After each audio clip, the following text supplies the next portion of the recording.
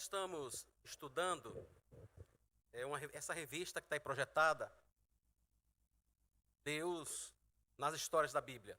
Só para lembrar os irmãos, porque o material que a gente usa na projeção, os textos, são tirados dessa revista, né? Nossa lição hoje é de número 4, o tema é o Rei Eterno. Vocês estão ouvindo? Está dando para ouvir? Vinícius, você poderia aumentar um pouquinho, por favor? Obrigado. Né? Oi. Aí. Então, nossa lição hoje é do número 4. O título da lição é o Rei Eterno. Uma das primeiras perguntas que a gente faz, não sei se já ouviram dizer, já devem ter dito, e eu também, né? A gente diz assim, rapaz, nada dura para sempre. A gente não costuma dizer isso de vez em quando.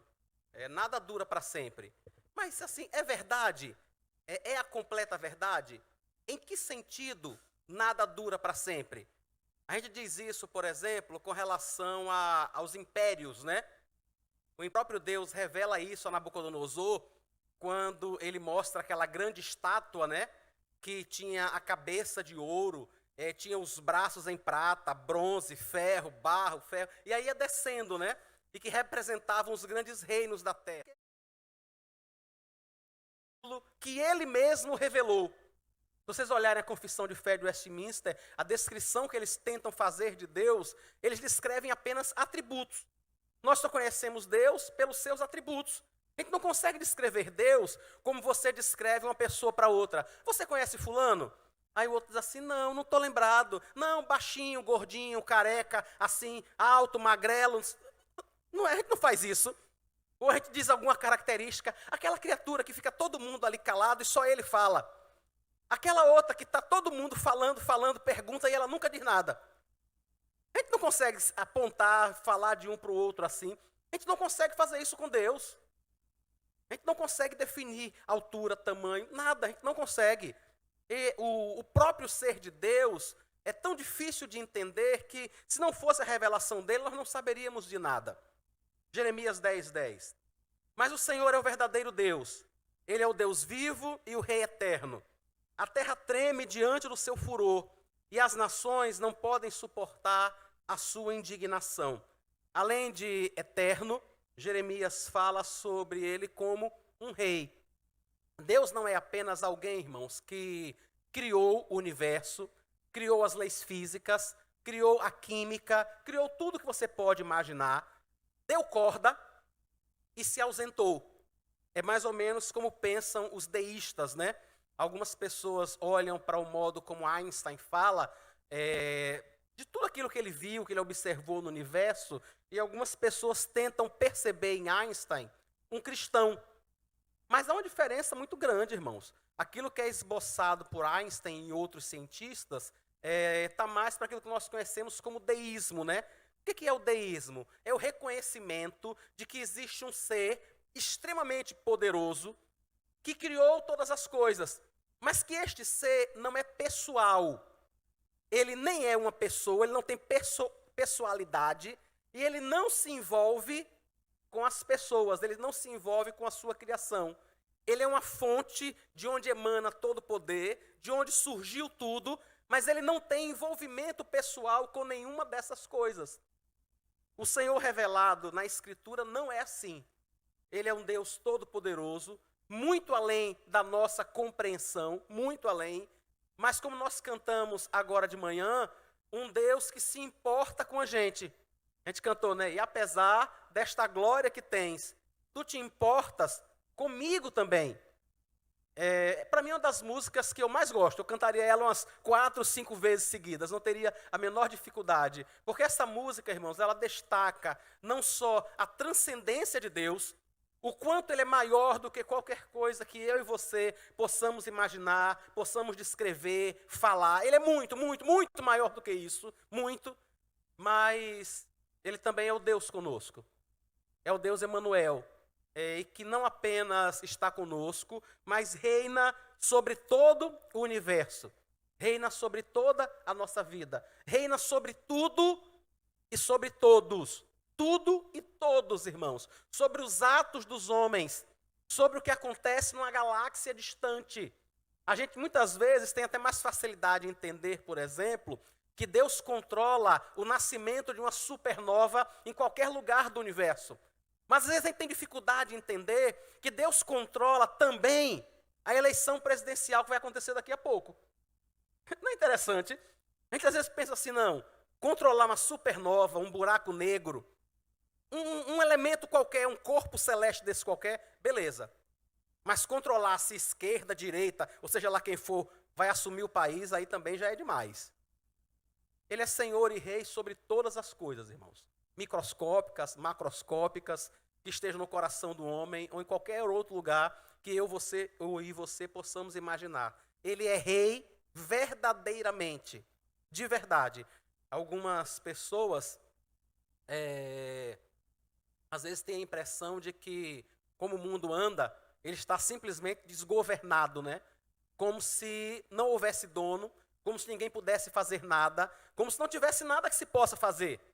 Irmãos, só quem não conhece a Deus pode pensar assim. Só quem não conhece a Deus. O mundo está muito ruim em muitos aspectos? Está sim. Mas também ele é um mundo bom em muitos aspectos. Ailton comentou agora há pouco e quase chorou ao ver as crianças cantarem, homenagearem seus pais. Isso é ruim por algum acaso? Entendem que há coisas ruins, mas há coisas muito boas também. A graça de Deus tem nos assistido, o modo como o Senhor tem cuidado de nós, como o Senhor permitiu que a gente acordasse hoje de manhã, que a gente tomasse café, que a gente comesse, que a gente se arrumasse, estivesse aqui, que pudéssemos trazer nossas crianças. Há coisas muito boas também. E sobre todas elas, aquilo que a gente chama de bem e aquilo que a gente chama de mal, sobre todas essas coisas, o Deus eterno é Rei. Não apenas agora, mas para todo o sempre e sempre Ele é Rei. O teu trono está firme desde a antiguidade. Tu és desde a eternidade. A eternidade de Deus e o seu reinado estão com Ele desde sempre. Não dá nem para dizer assim, que estão com Ele desde o início. Por quê? Porque Ele não teve início. É só por isso, Ele não teve. Então a sua firmeza, a sua realeza sempre fez parte, irmãos, sempre. Nossa vida não está desgovernada, como a gente possa imaginar algumas vezes, diante de determinadas coisas que nos acontecem. Da nossa perspectiva está mesmo, da nossa perspectiva, mas nós somos infinitamente menores do que Deus. Mas Ele continua reinando e fazendo as coisas segundo o seu querer e a sua vontade. Porque Ele é eterno, então, Ele estabelece uma aliança eterna com o seu povo. Tudo que Ele faz, irmãos, é eterno, porque Ele é um Deus eterno. Então, tudo o que Ele faz também é eterno. Ele diz a Abraão: estabelecerei uma aliança entre mim e você e a sua descendência no decurso das gerações. Aliança perpétua para ser o seu Deus e o Deus da sua descendência. Por que essa aliança é perpétua e inquebrável? Porque Ele é Deus. Porque Ele é eterno. Em Jeremias, um texto extremamente maravilhoso, o Senhor diz assim: olha, se você por algum acaso puder mudar as leis físicas, se você por algum acaso puder mudar as estações do ano, se você puder mudar o momento em que o sol nasce, o local onde ele se põe, se você conseguir mudar tudo isso, então a minha aliança pode ser revogada. Alguém de nós pode sequer pensar nisso? Mas ele disse, ainda que você pudesse mudar tudo isso, a aliança do Senhor não seria revogada. O modo como Ele chamou a mim e a você, e o que é que nós estamos nos referindo à aliança, é ao acordo, ao chamado de Deus em que nós o sirvamos. O interessante é que num contrato, num acordo, né, há sempre obrigação de ambas as partes, né? Mas o Senhor assume sobre ele praticamente todas as obrigações pactuais. Toda a obrigação de nos levar para o céu, Ele assume sobre ele, irmãos. Porque Ele sabe que nós não somos eternos, Ele sabe que nós não podemos manter uma aliança perpétua. Ele sabe como nós oscilamos. Ele sabe o quanto os nossos sentimentos são voláteis. Ele sabe que um dia a gente entra pela porta daquela igreja e tem vontade de abraçar todo mundo. No domingo seguinte, a gente entra pela mesma porta e não quer nem dar bom dia a ninguém. Ele sabe disso. Ele sabe que nós somos assim. Ele não. Ele é eterno. Ele não tem nenhum tipo de variação, de humor, de emoção, de pensamento, de dúvida. Quantas vezes eu e você precisamos pensar inúmeras e inúmeras vezes sobre uma determinada decisão? E às vezes estamos fazendo algo que a gente já decidiu e ainda estamos em dúvida se deveria ser assim. Isso nunca acontece com Deus, irmãos. Ele nunca para pensar, será que seria melhor assim? Será que seria melhor dessa forma? Ele nunca tem nenhum tipo de dúvida sobre o que está fazendo. Ele é simplesmente eterno e completamente sábio. Por isso a aliança que ele faz comigo e com você é eterna. É por isso que Paulo diz aos romanos, nem a morte, nem a vida, nem os anjos, nem principados, nem potestades, nem o presente, nem o porvir, nem coisa nenhuma pode nos separar do amor de Deus que está em Cristo Jesus, o nosso Senhor. Porque nada pode nos separar. Porque Ele é eterno. Ele planejou isso desde sempre. Ele planejou todas as variações que eu e você pudermos imaginar. Você pode dizer assim, mas pastor, e o que aconteceu, por exemplo, isso aconteceu de verdade aqui em Aracaju, há muitos anos atrás, o pastor de uma determinada igreja pegou todo o dinheiro da igreja e sumiu. Sumiu. Ele pegou tudo que a igreja tinha e desapareceu. A igreja fechou. Diante do que ele fez, a própria igreja não resistiu, fechou. Veio a reabrir muitos e muitos anos depois. E a gente pensa, como, né? Como é que pode acontecer um negócio desse? Como é que uma igreja simplesmente fecha por causa dos pecados de um homem? Irmãos, Deus é muito maior do que isso. Muito maior do que a maldade e a pecaminosidade de quem quer que seja. Quem quer que seja. Mesmo que todo o inferno, né? Todo o inferno resolvessem nos afastar do amor de Deus, usar pessoas, nos ferir, nos machucar. Mesmo que tudo isso acontecesse, nada poderia nos separar desta aliança.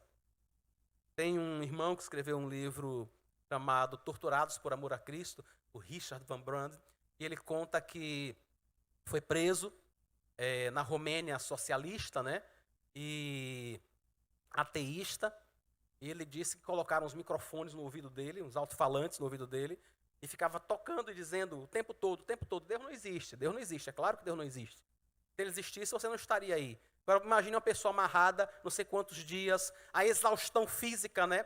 Imagine a concentração de ácido lático nos músculos, o quanto ele devia estar cansado, exausto, morto.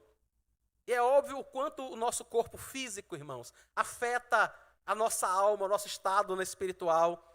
E ele conta que quando ele já não está mais suportando aquele tratamento, ele disse que Deus falou com ele.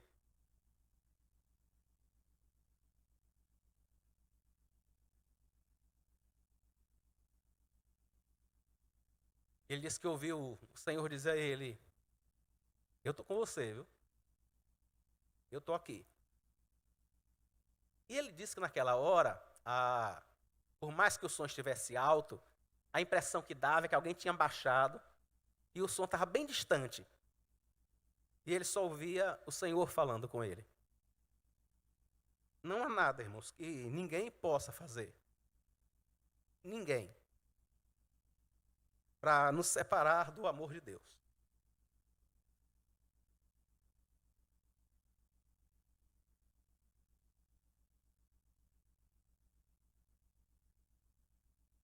É por isso que os planos dele não podem mudar.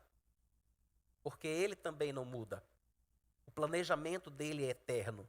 Algumas pessoas às vezes me perguntam assim, meio aflitas, dizem assim, pastor, então eu não posso orar para que determinada coisa mude, porque elas ficam com receio de que Deus tenha planejado algo para elas e não seja exatamente o que elas querem. Elas veem um filho, por exemplo, doente, e ficam com receio de que essa doença vá se agravar e que talvez seja a vontade de Deus que esta criança não fique mais aqui. E aflita, é claro, quem não ficaria, irmãos? Quem não ficaria, né? As pessoas às vezes dizem assim, mas será que eu não poderia orar para que Deus mude o plano dele? E a gente pensa assim, irmãos, que nós somos humanos mesmo, nós ficamos muito aflitos com essas coisas.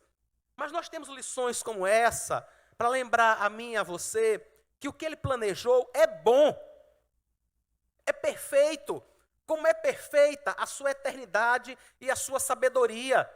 Dói na gente porque nós não conseguimos entender. É claro, quem quer perder um filho? Ninguém quer, irmãos. Quem quer perder nada? Não quer perder nada. Não é só um filho, não. Mas o nosso Pai Celeste, aquele que é eterno, ele está fazendo tudo da melhor forma possível. Mesmo que eu e você não consigamos compreender, porque determinadas coisas nos acontecem. E eu estou bem aí no meio, viu? Inúmeras vezes eu estou bem assim. Estou olhando, dizendo, mas agora foi que eu vi. Inúmeras e inúmeras vezes, irmãos. A gente fica assim, o que será, né? Por que será? Mas nós somos chamados a, com Jó, declararmos que os planos deles não podem ser frustrados, porque são eternos, são bondosos e são feitos para o nosso bem. Não é com outro motivo, irmãos. O que Deus planejou, planejou para o seu bem, e planejou para o meu bem, e planejou eternamente. Ele diz através de Isaías, ainda que a mãe que amamenta esqueça o filho que está amamentando, ainda que ela esqueça esse filho, eu não vou me esquecer de você. Isso não vai acontecer. Vocês devem ter ouvido falar de pais que em algum momento esqueceram os filhos no carro e o filho acabou morrendo. E a justiça, depois de um processo, inúmeras vezes não pune essa pessoa, porque entende que o próprio sofrimento já é punição mais do que suficiente. Ninguém imagina que ele tenha trancado o filho lá porque quis. Então sim, a gente faz isso sem querer. Imagine como é devastador, além de perder o filho, saber que isso aconteceu porque nós o esquecemos dentro do carro. A gente passa por isso. Isso não acontece com Deus, irmãos. Ele não esquece a gente dentro do carro enquanto vai no supermercado fazer feira. Ele não esquece, isso não acontece. Tudo que ele está fazendo visa o nosso bem, visa a nossa edificação, visa o transformar da nossa vida para que a gente se pareça cada vez mais com Cristo. E isso foi feito antes que a gente nascesse. A gente pensa assim, não, mas será que Deus sabia que isso ia acontecer na minha vida? Desde sempre, irmãos. Desde sempre. Tem determinadas coisas que acontecem com a gente, que a sensação que eu tenho é que é assim, eu estou caminhando, tomando um sorvete, alegremente aqui pela calçada, e um piano caiu na minha cabeça. A impressão que eu tenho às vezes é essa. Está tudo bem, o dia está maravilhoso, como todos os outros dias. Eu já passei por aquele lugar 1000 vezes, até que um piano cai na minha cabeça. Alguém está tentando botar um piano de cauda dentro de uma janela, dentro de um apartamento, e aquele negócio cai em cima da gente. A gente tem essa sensação, né? Mas para a gente é mesmo, não para Deus. Não para Deus, isso nunca pegou ele de surpresa. Nunca caiu um piano na cabeça de alguém porque ele cochilou. Isso nunca aconteceu. Ele sempre esteve coordenando, reinando de perto sobre todas essas coisas. Tem um exemplo de um homem na Bíblia que, de alguma forma, não entendia essa soberania de Deus. Esse é Nabucodonosor, o grande monarca, né? É o próprio Deus quem mostra a ele que o seu reino, a sua monarquia, era maior de todas. É o próprio Deus. Naquela visão que ele teve, ele é a cabeça de ouro. Todos os outros impérios que surgem depois, eles vão cada vez sendo mais fracos, né? Cada vez mais frágeis. Nabucodonosor não. Um dia ele para, diz aí o versículo 30, né, Daniel 4, olha para a Babilônia, olha para os seus jardins suspensos, uma das 7 maravilhas do mundo antigo, né? E pensa, não é esta grande Babilônia que eu construí para a casa real com o meu grandioso poder e para a glória da minha majestade? Diz o texto que ele estava falando ainda, quando veio uma voz do céu e disse a ele, olha, você vai ser tirado de entre os homens, você vai para o campo, você vai viver com os animais, você vai perder a sanidade, vão crescer as suas unhas, vai nascer pelo sobre o seu corpo, você vai ser molhado pelo sol e pela chuva, e vão passar 7 tempos sobre você, até que você entenda que o Senhor reina. Não é você. Até que você entenda que o maior império da terra, que é o seu, na realidade é de Deus. Você não passa de instrumento dele. Não passa disso. Naquele mesmo momento, ele perde a sanidade e acontece exatamente tudo como Deus disse que ia acontecer. Até que um tempo depois, o texto diz que ele olha para o céu. Ele levanta os olhos e ele entende que o domínio, o reino de Deus é eterno. Deixa eu ler esse pedacinho para vocês aqui de Daniel. Daniel capítulo 4.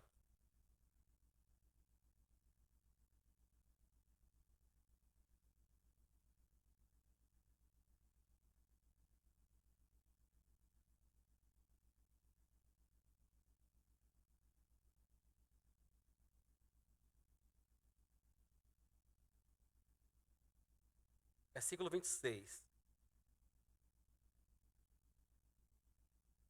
Desculpa, irmãos. Versículo 34, Daniel 4, 34. Mas ao fim daqueles dias, eu, Nabucodonosor, levantei os olhos ao céu e recuperei o entendimento.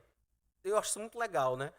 Só quem pensa que reina de forma soberana é alguém sem entendimento. E recuperei o entendimento. Então eu bendisse o Altíssimo, e louvei e glorifiquei aquele que vive para sempre. O seu domínio é eterno, e o seu reino se estende de geração em geração. Todos os moradores da terra são considerados como nada, e o Altíssimo faz o que quer, com o exército do céu e com os moradores da terra. Não há quem possa deter a sua mão, nem questionar o que ele faz.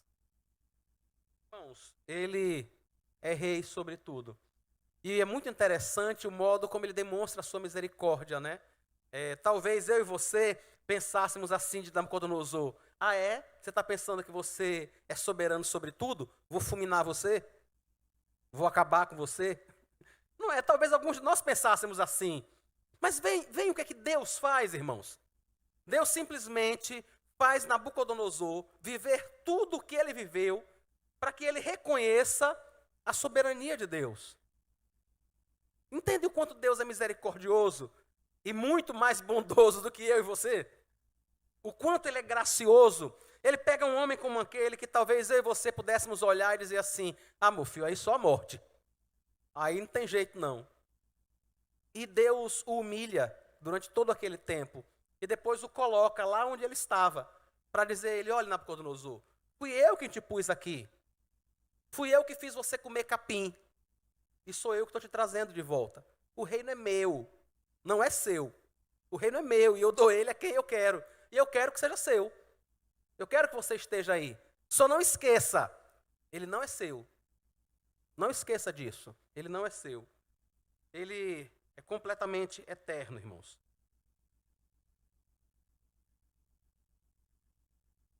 Versículo 37, irmã Vera pediu para a gente ler. Agora eu, Nabucodonosor, louvo, engrandeço e glorifico o Rei do céu, porque todas as suas obras são verdadeiras e os seus caminhos são justos. Ele tem poder para humilhar os orgulhosos. E o interessante, irmãos, é que quando a gente pensa assim, ele tem poder para humilhar os orgulhosos, na nossa mente é vingança. Não é porque a gente faz isso. A gente pensa assim: você está pensando que você é alguma coisa, eu vou lhe mostrar que você não é. Na nossa cabeça é vingança. Em Deus não é assim. Em Deus é tratamento, é crescimento. Não é muito diferente, extremamente diferente. Ele não humilha os orgulhosos porque tem prazer na humilhação e na vergonha deles, mas é para crescimento. É isso que Deus faz comigo e com você inúmeras e inúmeras vezes. Para o nosso crescimento, para que a gente se pareça com Ele. Não é porque Ele tem prazer no nosso choro, na nossa vergonha, no nosso... Nada disso. Não tem prazer em nada, meus irmãos. Ele só tem prazer naquilo que é bom.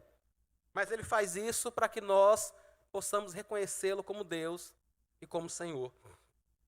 Daniel é também quem tem a visão da eternidade do Filho de Deus.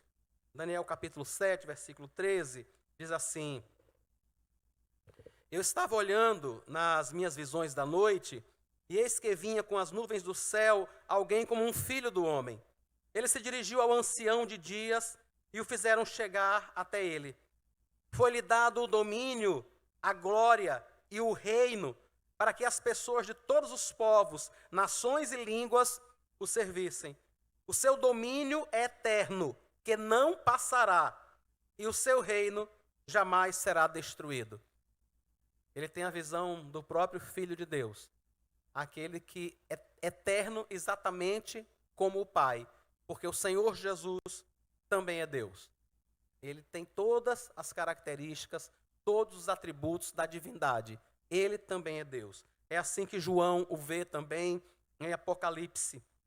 E a visão que João tem é maravilhosa demais, né? Apocalipse no capítulo 1, eu já tive vontade de ver aquele negócio, que deve ser impressionante. O que ele viu ali é simplesmente impressionante. E ele diz, o Senhor diz a ele: Eu sou o Alfa e o Ômega, diz o Senhor Deus, aquele que é, que era e que há de vir, o Todo-Poderoso. É o Senhor Jesus falando dele mesmo, dizendo: olha, eu sou o princípio, eu sou o fim, aquele que é, o que era e o que há de vir. Ele está falando sobre a sua eternidade. Ele está dizendo: eu sou o princípio de todas as coisas. Aquele que não tem princípio é o princípio de todas as coisas. Eu acho que Aristóteles chamaria ele de o primeiro motor, né? Aquele que move todas as coisas e que ele mesmo é inamovível, né? A ideia é essa. A ideia do Senhor Jesus é dizer: olha, eu estou no começo e eu estou no final. Antes de mim não existia nada, nada. Depois de mim, nada poderá existir, porque não vai haver um depois dele, como também não há um antes dele. E ele diz: eu sou o Todo-Poderoso. O Senhor Jesus, que morreu na cruz, é exatamente esse, o Filho de Deus, o Todo-Poderoso. E João continua a relatar: ao vê-lo, caí aos seus pés como morto. A visão é maravilhosa, né? Eu acho que a gente gostaria de ter aquela visão. Não sei se a gente gostaria de sentir o que João sentiu. Isso aconteceu com Daniel também, irmão. Vocês deram uma olhadinha no final do capítulo de Daniel, quando ele tem uma visão do anjo, ele simplesmente cai. E o anjo fala com ele e ele diz assim: eu não consigo entender o que você está falando, eu não consigo te acompanhar, porque as dores me são muitas. Ele cai com o rosto no chão, o anjo toca nele e ele se levanta e fica de quatro. E ele diz: eu ainda não consigo, a dor é muito grande. Imagine o modo como ele se sentiu diante daquela visão. João diz agora: eu caí aos seus pés, eu caí como morto. A visão foi muito grande, muito forte, o seu corpo quase não resiste, né? Porém ele pôs sobre mim a mão direita, dizendo: não tenha medo, eu sou o primeiro e o último, e aquele que vive. Estive morto, mas eis que estou vivo para todo sempre, e tenho as chaves da morte e do inferno. O Senhor Jesus, irmãos, esteve morto no sentido de que o seu espírito se separou do seu corpo. Morte para a gente tem a noção de que algo não existe mais, né? Mas não é assim. Os irmãos sabem, né? Quando a gente diz assim: o celular morreu, ele não existe mais. Não, ele só não funciona. Ele só não funciona. Quando a gente diz assim: fulano de tal morreu, ele não existe mais. Para a gente, o seu espírito não existe mais, mas o seu corpo ainda existe. Tanto que anos depois, nós vamos ao cemitério coletar os ossos. Entende? O corpo dele ainda existe. O seu espírito, se ele conhecia Cristo, está com o Senhor. Se ele não conhecia Cristo, está no inferno. Mas não deixou de existir. A pessoa não está mais com a gente. A pessoa não está mais aqui. Mas o seu corpo físico ainda existe, o seu espírito ainda existe no céu ou no inferno. Entende que não é aquela ideia de que não existe mais, de que foi desfeito? O Senhor Jesus, durante um tempo, o seu espírito e o seu corpo estiveram separados. Mas ele diz: agora eu estou vivo para todo sempre e tenho as chaves da morte e do inferno. O Senhor Jesus é eterno, irmãos. Totalmente eterno, como é eterno o Senhor Deus. Hebreus 9,14 aponta para a gente a eternidade da terceira pessoa da Trindade, o Espírito Santo. Muito mais o sangue de Cristo, que pelo Espírito eterno, a si mesmo ofereceu sem mácula a Deus, purificará a nossa consciência de obras mortas, para servirmos ao Deus vivo. É o Espírito de Deus que, como Deus Pai, que como Deus Filho, também é eterno. É este Espírito que está aplicando a obra que Cristo fez na cruz, na sua vida e na minha vida. Irmãos, cada um de nós só está aqui hoje porque este Espírito nos trouxe. Porque este Espírito nos mantém, nos sustenta. Se você está na igreja, se você serve ao Senhor há muitos anos, possivelmente você consegue olhar para trás e lembrar de pessoas que caminharam com você, servindo ao Senhor, na sua adolescência, na juventude, no começo da vida adulta, e que hoje perderam a fé. E que hoje não servem mais ao Senhor. Algumas dessas pessoas, inclusive, apostataram da fé, né? Negaram tudo aquilo que um dia pregaram. E às vezes a gente olha para essas pessoas e, de alguma forma, parece que no nosso coração quer surgir aquele sentimento de que nós fomos mais fortes, de que de algum modo nós fizemos alguma coisa que nos manteve aqui hoje, mas elas não. Algumas vezes a gente pode olhar para trás e dizer assim, eu sabia que fulano não ia ficar, porque ele faltava tanto culto. Eu sabia que fulano não ia permanecer. Eu via o modo como ele falava, eu via o modo como ele se vestia, eu via o lugar aonde ele ia. A gente não cria essas coisas às vezes? Mas, irmãos, se nós estamos aqui hoje, é apenas por causa do Espírito de Deus.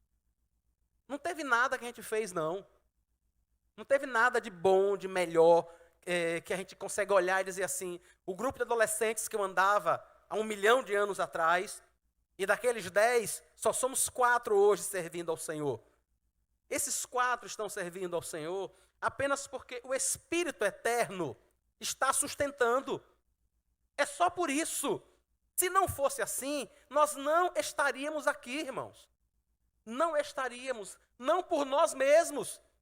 Se o Senhor não tivesse segurado a nossa mão, nós há muito teríamos nos afastado, teríamos desaparecido, sabe? Abandonado a fé, a comunhão do corpo de Cristo. Se estamos, é porque o Espírito tem nos sustentado, tem purificado a nossa mente e tem guardado a nossa fé. Nunca imagine que é a sua força, que é a sua decisão, que é a sua disposição que te mantém aos pés de Cristo. Não é, irmãos. Não é. É a força dele que nos segura. Essa imagem sempre surge na minha cabeça, é de um pai atravessando a rua com a criança, segurando no braço dela e não na sua mão, né? Porque é mais fácil de escapar, né? E algumas vezes a criança tenta puxar, esperneia, e a gente nunca larga ela no meio do caminho, né? Por mais raiva que ela faça, nenhum de nós largaria a nossa criança, o nosso filho, no meio de uma avenida movimentada, porque ele resolveu dar um piti. Né? Alguém faz isso? Ninguém faz isso, irmãos. Agora imagine se Deus faria isso conosco. Entende? Se nós estamos atravessando a rua, se estamos vendo a outra margem cada vez mais perto, é porque, apesar de todos os pitis que a gente dá, ele continua segurando o nosso braço e continua nos levando. Não adianta, você pode espernear, você pode gritar, não tem problema não. Eu sei que o que você quer é chegar no outro lado. Você só não entende isso. Você só não consegue perceber isso. Mas eu vou levar lá. A gente não faz isso com os nossos filhos. Se for possível, a gente coloca no braço. Se não der para carregar no braço, a gente arrasta. Mas ele vai chegar do outro lado. É isso que o Espírito Santo tem feito comigo e com você. Alguns de nós ele tem arrastado mesmo. Em alguns momentos eu já tive plena certeza de que ele estava me arrastando. Porque vontade não tinha não, irmãos. Não tinha vontade nenhuma não. E algumas vezes eu tinha plena convicção de que ele precisou me colocar no braço, porque senão eu não ia continuar. Eu não ia seguir. Mas ele é fiel, extremamente fiel, eterno, sabe? A sua fidelidade é eterna como ele mesmo é eterno. Então o Espírito Santo jamais nos deixaria no meio do caminho. Muitos dos que dormem no pó da terra ressuscitarão, uns para a vida eterna, outros para a vergonha e horror eterno. Eu estou querendo mostrar que nós vamos existir eternamente. O nosso corpo físico vai existir eternamente, porque as pessoas vão ressuscitar. Diz a Bíblia, não só nesse texto, mas em diversos outros. As pessoas vão ressuscitar. Haverá um momento em que o corpo vai ser unido mais uma vez ao espírito e vão viver eternamente, ou vão existir eternamente, né? Algumas dessas pessoas, essa existência é chamada de morte eterna. Mateus 25, 41. Então o rei dirá também aos que estiverem à sua esquerda: afastem-se de mim, malditos, para o fogo eterno, preparado para o diabo e seus anjos. Estes sofrerão penalidade de eterna destruição, banidos da face do Senhor e da glória do seu poder. Primeira carta de Paulo aos Tessalonicenses, capítulo 1, versículo 9. O corpo vai existir eternamente, será unido ao seu espírito, então a pessoa vai existir eternamente. A depender de onde ela vai existir, nós chamamos isso de morte eterna ou de vida eterna. A Bíblia diz que se essa existência acontece separada de Deus, no lugar onde a Bíblia chama de inferno, no local que a Bíblia chama de lago que queima com fogo e enxofre, se esta pessoa vai existir lá, a Bíblia chama de morte eterna. Se esta pessoa vai existir com Deus, isto é chamado de vida eterna. Romanos capítulo 2, versículo 7. Esse Deus dará, fui eu que acrescentei, para fazer sentido ao versículo, está no versículo anterior, né? Deus dará a vida eterna aos que, perseverando em fazer o bem, procuram glória, honra e incorruptibilidade. E a vida eterna é esta: que conheçam a Ti, o único Deus verdadeiro, e a Jesus Cristo, a quem enviaste. E o testemunho é este, que Deus nos deu a vida eterna.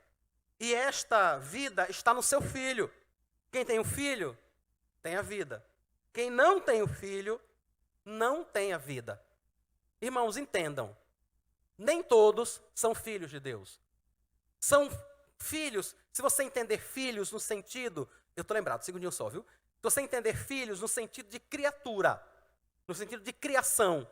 Quando o Senhor Jesus, em Mateus 6, fala sobre a ansiosa solicitude pela vida, ele diz assim: olhe, observem os lírios do campo, observem os passarinhos. O vosso Pai tem cuidado deles.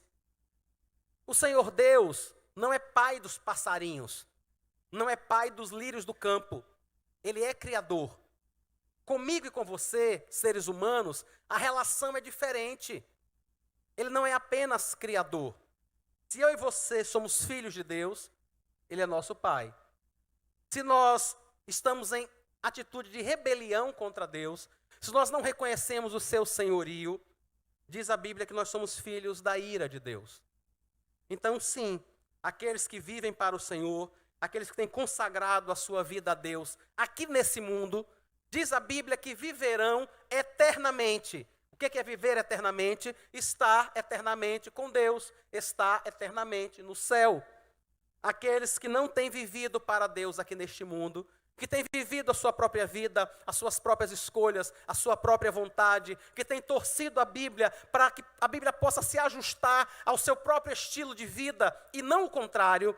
A Bíblia diz que essas pessoas estarão mortas eternamente. E esta morte eterna é existir eternamente separado de Deus. Irmã Solange, você consegue o microfone para a Solange, por favor?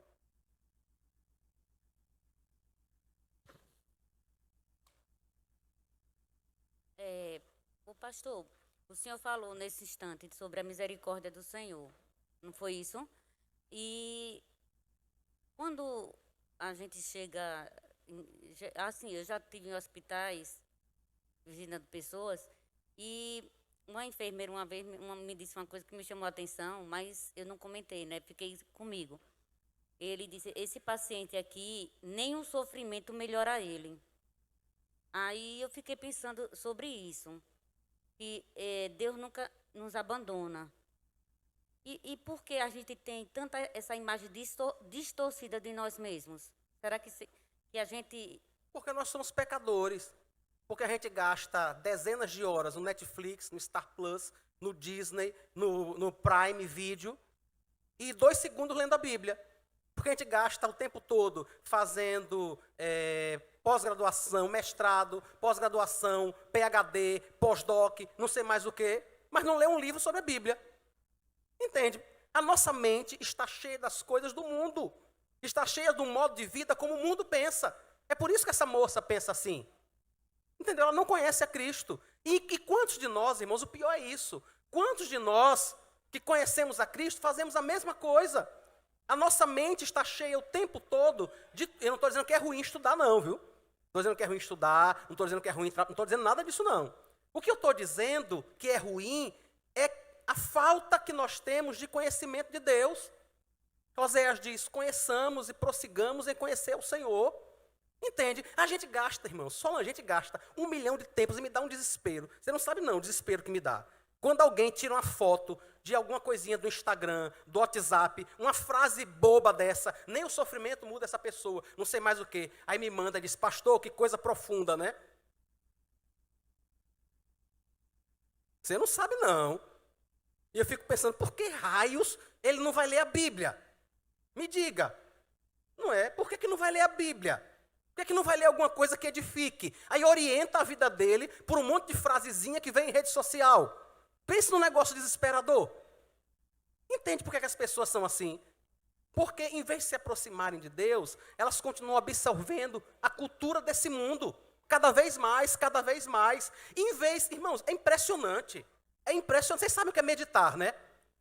Meditar é mais ou menos como se preocupar. Você tem um problema. E aí você se preocupa muito com ele, ou seja, você está meditando naquilo, né?